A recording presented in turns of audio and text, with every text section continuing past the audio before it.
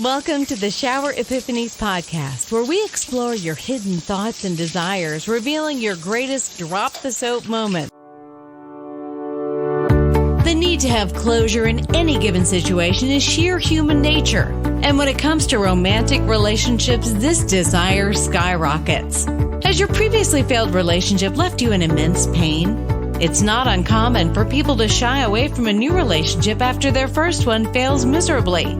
The fear of the unknown makes them hide in a shell to prevent any future heartbreak. Relatable? Despite wanting to love and be loved, you can't take the plunge if your mind and heart are still locked somewhere in the past. Maybe you aren't aware of the power of releasing the past, or perhaps you don't know how to do it. Art Costello in his online course teaches the art of moving on from bad places to happier, more stable ones.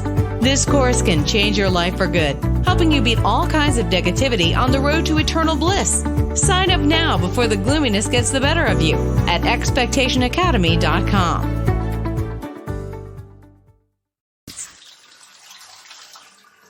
Now here's your host, Art Costello. Welcome to Shower Epiphanies podcast. Today my guest is Belkis Clarke-Mitcham, and I am so excited to have her here. Let me give you a little bit of information about her. She is a speaker, a coach, does trauma transformation. She's married to a wonderful man named John. They are from the Caribbean. They live in Corpus Christi, Texas now for a short while, I think. She'll fill us in on her story. She has a tremendous amount of faith, and her spiritual wisdom and the life lessons that she's going to teach us today will stay with us for the rest of our lives. Just can't say enough about her. She's lived an incredible life. It is with my pleasure that I introduce you to Belkis Clarke-Mitcham. Thank you so much for having me on, Art, and for sharing your space, with your amazing audience. Truly is a pleasure.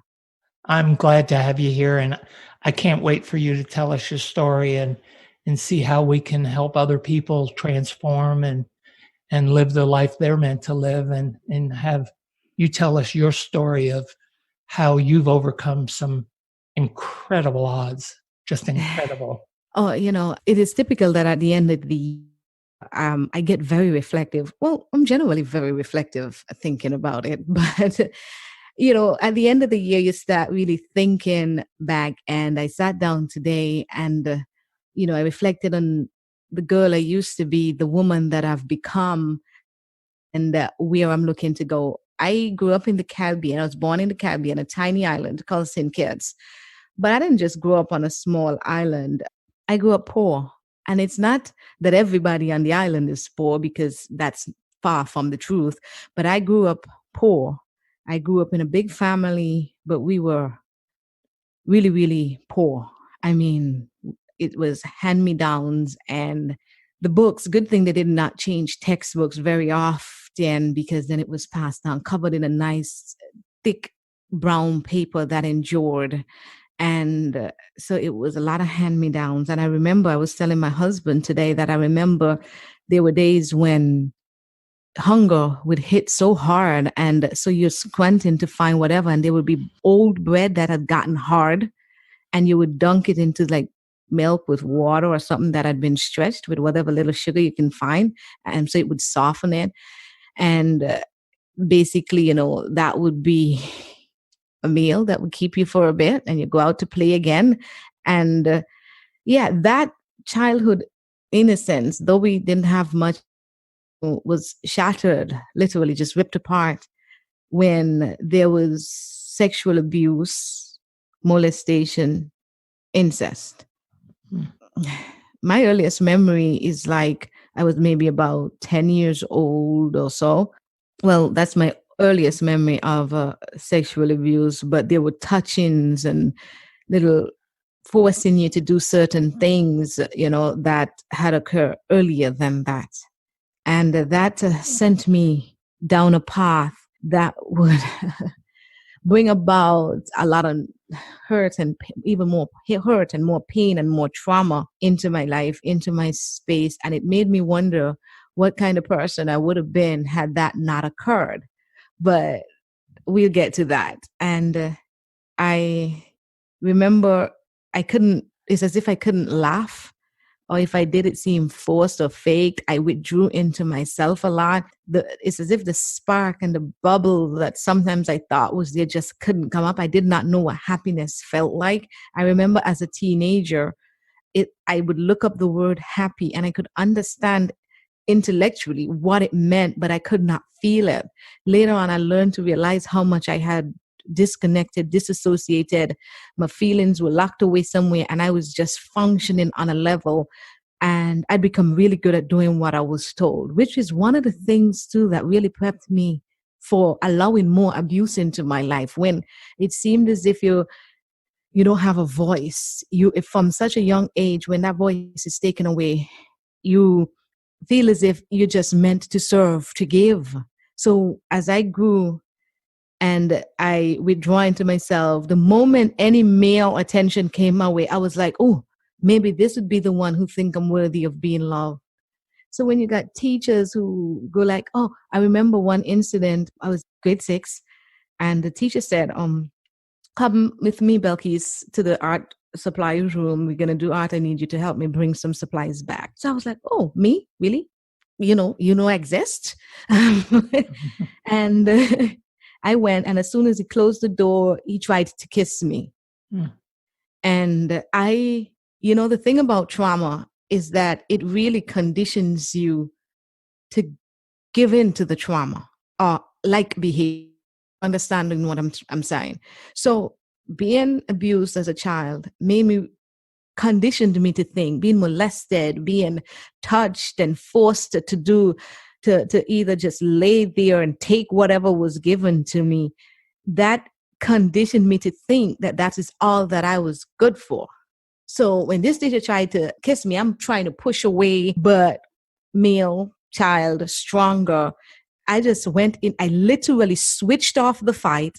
I didn't do it. I remember it's as if the fight just switched off, and I went into the zone where it was just let whatever be, because this is what it is. It is. This is what you were made for. This is what you were created to accept, because I could not begin to understand how is it that every male that come across me, family, friends, whomever, that they would come into your space and everybody just saw you as a sex object, something for their pleasure, their sexual pleasure. So here's this teacher, and I'm like, okay, maybe he wasn't the only teacher that tried that as I grew up, and I couldn't figure out what it is about me that seemed to keep drawing, because it's not like I dressed revealing, because I tried to cover up as much as possible. So I couldn't figure out. I just figured it was what I was made for. It had to be, because if I wasn't putting myself out there, if I was so quiet and shy and reserved, because I did not want anybody to know what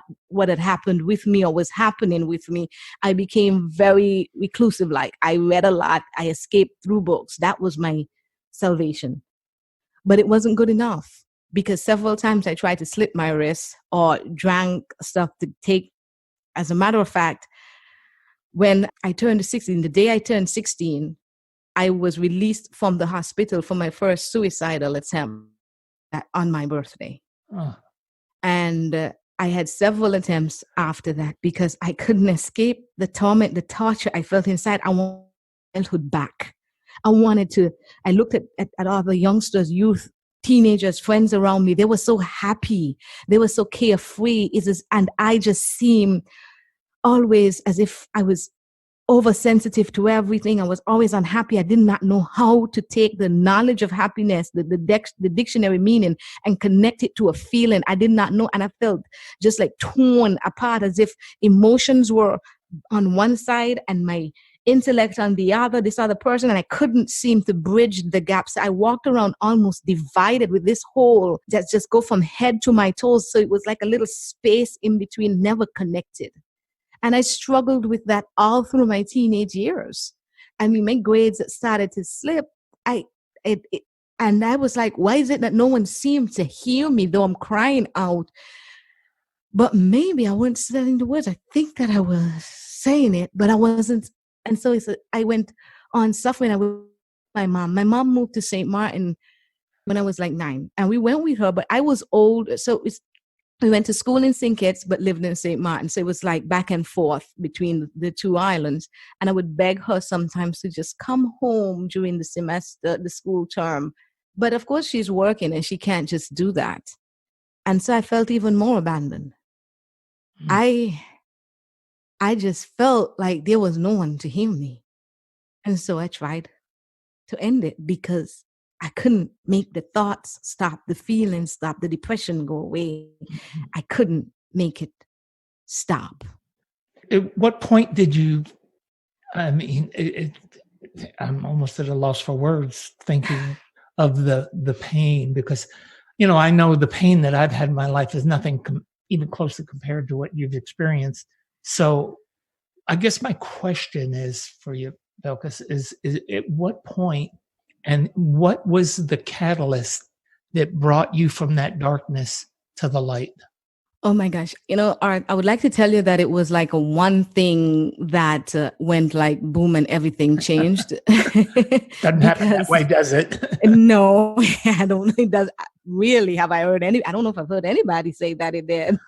The truth is, I tried to read the self-help books that the counselors and stuff would recommend, but basically that thing just glossed over me because what I wanted was a real individual to show me that of love, that all that stuff, that forget the sex, that they could see beyond a body, that they could see a person, a value in me, something that they could say, oh yeah, she's been through this, but is worthy of being loved. So I tried to read those and it wasn't working. So, but then when I was about 15 years, it might have been before that, a cousin of mine moved into our village. I didn't know we were cousins, but we clicked as friends.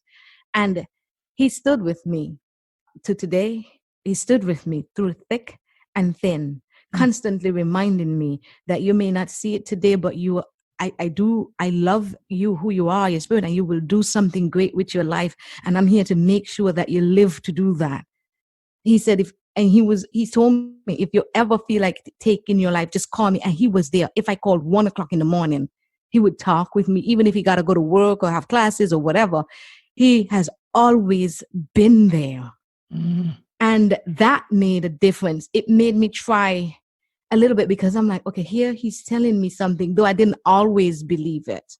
I didn't always believe that he would. I said, maybe he just want me to stick around for himself. I don't know what the case is, so I kept doubting because there were so many odds stacked against what he was saying. Everything else was like, no, that's not how it was. Teachers had otherwise, stepfather, cousins had proved otherwise. So how is it that you now, even though it is something I craved, it's like I dare not hope that it was true. So I think I gave him horrors. He proved himself though. He stood with me through thick and thin, and he finally got some of my family members to hear what was happening. When they heard the story that I was being abused, oh, good Lord, have mercy. I felt like I just wanted to crawl under a rock because it became like a family congregation or something where everybody had to get together and talk, but nobody was asking me how I was coping. Yeah. It was why you didn't say. And then after that one incident, is that one time, then it's like it went away, like nobody checked to that, but he kept through. And then he joined the U.S. Army, and so there was the distance, and so it was a back and forth for me, bad relationships, and I was always I grew up in the church, but I remember I was in my 20s, married, rushed into a marriage, trying to escape the horror, trying to find love, trying to find acceptance, looking for value somewhere that somebody would affirm there is something worth saving in me. And I'd heard the message in church, but I didn't think I was good enough. I didn't think God could love me. I couldn't even be consistent and I was so dirty and I was so abused and that holy God could not possibly love me. And so I gravitated and pulled away from God. It was back and forth. And I rushed into a marriage, and he turned out to be abusive. I remember being held by my hair and dragged across the floor and thrown against the wall and choked, and I had to sleep in the car. And it was It was not good. Yeah. And yet, sorry, go ahead. No, I understand. I'm just going, it's unbelievable. I mean, and yet I wanted to stay in the marriage because in church we were taught that when you got married, you're supposed to stay married. So though it was killing me, this young girl just wanted to stay, but something in me, you see, all of what I heard from God. I heard from the self-help books. I heard from my mom because my mom was trying. I just think that my mom had me when she was a teenager. So she grew as a parent. She didn't just have all this stuff. She learned over the years, but I've seen her done phenomenally. She have admitted when she was wrong. She have learned and she have grown. And she's now my staunchest supporter and my greatest and my best friend. Next to my husband, that is, because he's awesome. Yeah. But that marriage is like as if God wanted to tear me out of that, but I kept holding on because of, you see how we've been socialized? It becomes a prison sometimes. And so here, the church teachings, he would have taken my life. And I'm going to tell you a story, and I don't want to get rude or anything, but when he finally left, I didn't even know he wanted a divorce. I heard it on the street. And then my mom called me that same day I heard it on the street that he was divorcing me. I didn't know. And we lived in the same house. And I went home and I asked him, and he was like, yeah. And if you don't know why, then I won't tell you. I'm like, what kind of closure is this? This don't make sense. And a couple of weeks later, he saw him being nice to me. And I thought, okay, he wants to maybe make up. So we had a sexual intimacy. And right after, all right, he looked at me. He cursed at me, bleep, bleep, picked up his bags that was already packed, walked out, never looked back. Has anyone ever inspired you to discover a happier, healthier, and more fulfilled you? It is a magical experience, isn't it? Inspiration is indeed very powerful, yet it's often undermined. It can lift you from the ground to the sky in no time. Have you ever thought about returning the favor by inspiring the people around you? If you don't think you have it in you, we have good news for you. Art Costello's online course has everything you need to learn to supercharge yourself and shape your character into a powerful personality. Get ready to discover your strengths and unleash the creativity within. Don't believe it? Check it out yourself by signing up for this life-changing course at expectationacademy.com. That's expectationacademy.com.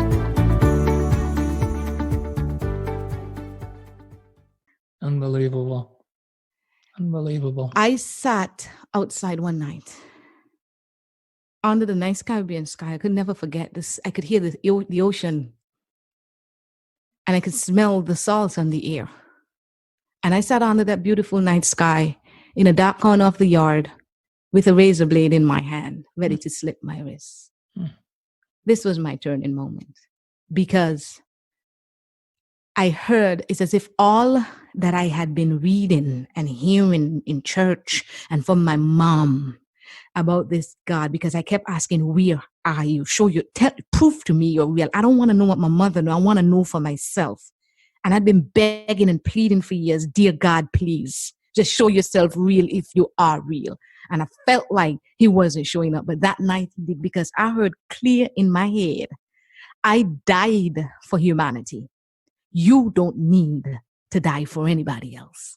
That's tremendous. I mean, it's, I don't know if you know my story, but I had a conversation with God when I was 9 years old. And when God speaks to you, it is so moving in your soul. It stays with you for your life.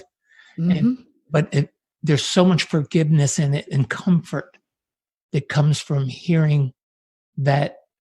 I don't know if it's forgiveness, but there's something in it when we have this epiphany of God presenting himself to us. And we're so, sometimes I think that we have to be so, it's such a point because, in my world travels and stuff, I've run into people that have been in war and that kind of thing. And it seems like people who experience this despair just open up like a flower to the word, the comforting words of how God speaks to us. And it becomes the catalyst for them to rise up, help others. They always seem to be people who rise up and help others and care about other people.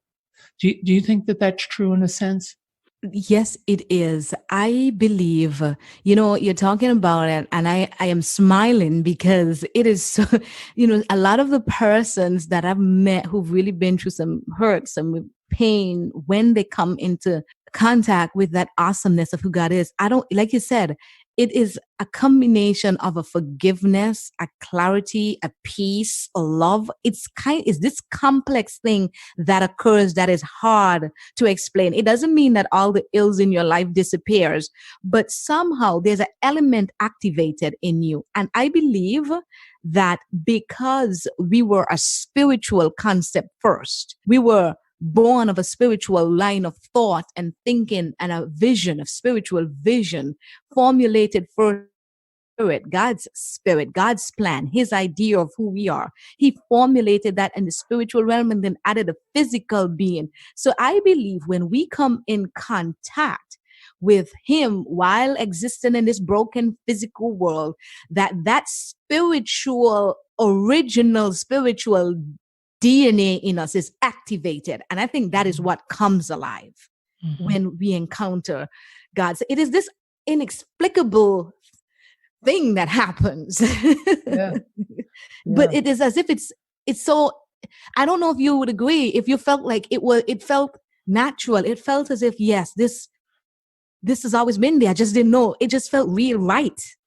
Yeah, I do agree with that. I think that there is an awakening that happens within you when you believe and you have faith and you really start to believe. It took me, and I'm just going to guess, but I know at least maybe 20 or 30 trips up this mountain that I used to go to learn to believe it. It doesn't happen, like you said, overnight. Nope. It's something that grows and it grows and it grows. And another thing, when you were talking about your cousin being your guiding light at a certain point in your life. When I was in school, I had a teacher say to me these words that just made all the difference in my life. It was my social studies teacher, and he leaned over one day and he whispered in my ear, he said, "Art, you're going to be okay. You're going to be okay. Everything's going to be all right someday, and you're going to be somebody." And that's all he said, and he walked away, because I had been pretty much ostracized from my community. The kids didn't associate with me a lot. And there was a lot of different reasons that, we don't have time to today go in it. It's not about me. But my point is, those simple words from somebody can change your life, can change it for the better, and help catapult you into being who you're really supposed to be. Oh my gosh, Art. What you're saying is so ringing true. Just recently, when I read the story of a 9-year-old Alabama little girl that committed suicide because she was being bullied and taunted, I started an initiative to get persons to write a letter to boys and girls, and I use my platform to put it before other youngsters and to encourage them. And now you're saying this, and it so aligns with, because I believe, and I've seen it too many times, you never know when the words you utter to an individual will make the world of a difference, literally. Absolutely. And I knew you were involved with helping that little 9-year-old girl because I saw it on your social media. Yeah, there are too many of our youth that are living with a hope. We got youth that become hopeless. Hopeless youth become hopeless adults if they make it into adulthood. And I'd love to see more of our young people make it into adulthood. And I'd love to see more of our adults make it past the age that they're at, and the level of happiness that they're at, and the level of passion, or lack of passion at, so it really moved me. And it is an ongoing initiative, called Letters to Our Sons and Daughters. And I, encourage persons, just let me gather these letters, and I repost them on my page. But I do more than that, because when I deal with youth, then there are a collection that comes out, and if something resonates with them, I want to know they could walk away with that, and in a tough moment, remember it. Those youth are our future. I mean, and that's why they're so important, to get the word to them that there is hope and that there is a future out there, even as bleak as it looks sometimes. Mm-hmm. It's really when you stop and, as you know, because I'm 71 now, and I look back on my life, and when I was 9 and 10, that's why I went to that mountain, because I wanted to ask God what was going to become of me. And once you start believing and have faith that everything is going to be all right, and you learn how to expect, the thing I want to teach children is to learn how to expect. Because once you learn how to expect and manage your expectations and learn that how to sift through them, things smooth out for you as a child. You really have a more direct path to get and receive what you want out of life. And it took me 65 years before I actually figured it out. And that's what I write about. But I'm working on a coloring book for preschoolers to teach them expectations and how to manage them. So there's a lot of good things that we're all doing. Yeah. You know, as we get to time to say goodbye and wrap up, can you tell me what you would like to leave with everybody right now? Some thought that you have that you want to share that you think is really important that could save somebody's life? Oh, definitely. You know, no matter, life could hit us some blows. Life could really knock us down, knock us for a loop, knock us out, give us some serious punches. And it is easy sometimes to stay in that comfort zone of low expectation, low visions for our life, because every time you rise, it's so much effort to pick yourself up and go again. It takes so much energy, and you just seem to be getting beaten back and back and back again. But you know what? Trauma, hurt, pain, brokenness cannot destroy what it did not create. And it did not create the beauty in you.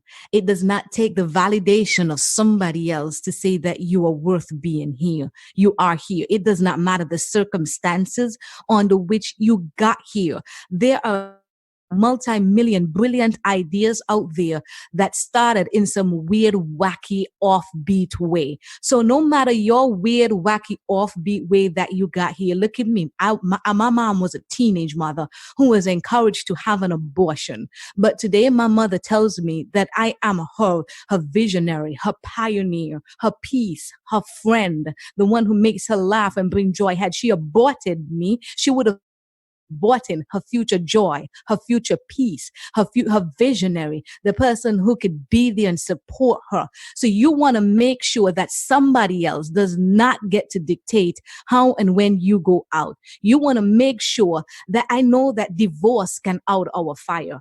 I know that maybe we wanted to get a degree and we didn't, and that could out our fire. I know that lack of finances and poverty can out our fire.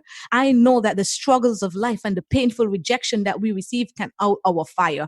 I know that abuse and trauma can out our fire. I know betrayal and heartbreak can out our fire. But I'm here to tell you that you can burn again and burn for something. You need to just discover what is the thing that you get up for. You want to get up for and burn for. What is that dream that you have shelved? What is that self-value, that self-affirmation that you have been so afraid of embracing and holding on to because life has been threatening to beat it out of you? It is your time to reclaim it. Do not let life, do not let the negatives of this world rob you of the opportunity to live in the light of the positive, in the rewards of the positive. You have got to give yourself a chance. When you are done living the life that everybody else dictated for you or everybody has demanded of you, who will be left to live your life? You have got to give the initial person you were created to be a chance. And you weren't here by mistake. And each of us is a marvel in our own way. So it's time for you to step up and burn for something. What is it you want to burn for? And be a marvel in your environment, your specific way, in your little way. It don't have to go according to the dictates of anybody else. It don't have to look like anybody else. People may ask you, who do you think you are? People may try to push you down and keep you locked in. But that is because there is something that disturbs them. And what disturbs them is the great in you. And your great don't need to be a big splash. It could be a tiny ripple that just disturbs a thing beneath the surface. But as long as you're creating your kind of wave, you deserve to have that. We should not die. It's a travesty when we die having not lived who we were meant to be. Give yourself a fair chance, and it might be tough, but it can get easier. And there is life beyond the trauma, life beyond the pain, life beyond the brokenness, life beyond the poverty, and you can live beyond it. Preach it, sister, preach it. Oh. Woo. Man, I'm so proud of you. I'm so proud of you. You just said it so eloquently, and it is my heart, Art. I know it is. I know. Can you tell us what is on the horizon for Belkis and where we can get a hold of you, and anybody that wants to share with you can find you? Definitely. You can always, they can always find Belkis Clarke on social media, of course, but you can hop over to my website, www.belkisclarke.com. You can definitely find me there. But a lot of people are on social media, so that's where a lot of people link with me. It's usually on social media. They just look at Belkis Clarke and boom, there I am. And as for the horizon, and I'll be happy to have you, Art, on my up and coming podcast. I was waiting for it. There's that definitely. And I've got, some great stuff coming in the future, like my academy, where I teach people to live their life, with a burn, with a passion, with a fire, and the stuff like that. But definitely the most prominent thing, it would be the launch of my podcast, The Trauma-Free Zone. That's where you live in your awesomeness. We look forward to it. And we know that just from the conversation today, you have so much to teach and you have so much passion to teach it with. And I'm just glad that I had you on the show. And I want to thank you from the bottom of my heart. And I want you to know I'm always here for you. And together we can overcome anything. That is so true. And I really appreciate it. Having persons like you in my corner is invaluable, Art. So I want to say thank you. Thank you to your listening audience, and just prosper in everything that you do. Just go get it. I will. Absolutely. And you've given us all great life lessons here today that will stick with me, particularly for the rest of my life. Thank you, Belkis. And I look forward to working with you in any way I can. Don't know which direction you want your life to take? Are you sinking deep down into the pit of uncertainties day by day? So, what's the secret to leading a happy, satisfied life? It's taking matters into your own hands. But what if the matters in question are a total blur? Art Costello's Expectation Academy course aims to tell you exactly how you can get some clarity in your life. This course can be your savior on your journey to reinventing yourself. While you certainly can't plan your whole future ahead, you can definitely control twists and turns your life takes. So what are you waiting for? Sign up for this course now at expectationacademy.com. Get a chance to broaden your horizons and add meaning to your life. That's expectationacademy.com.